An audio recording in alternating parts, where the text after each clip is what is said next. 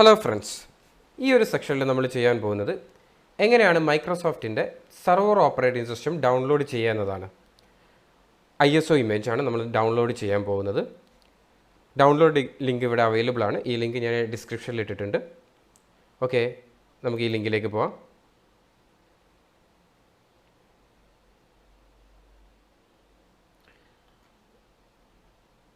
ഇവിടെ നമുക്ക് സർവർ 2019 നമുക്കിവിടെ അവൈലബിൾ ആണ്.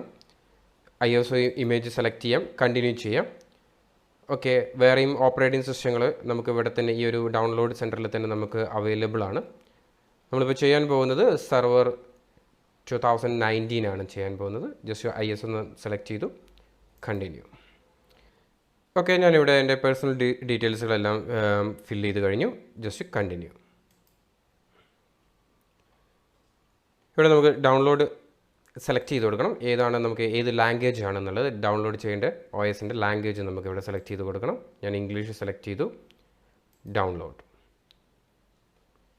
ഓക്കെ, ഇവിടെ ഡൗൺലോഡ് ആവുന്നുണ്ട്.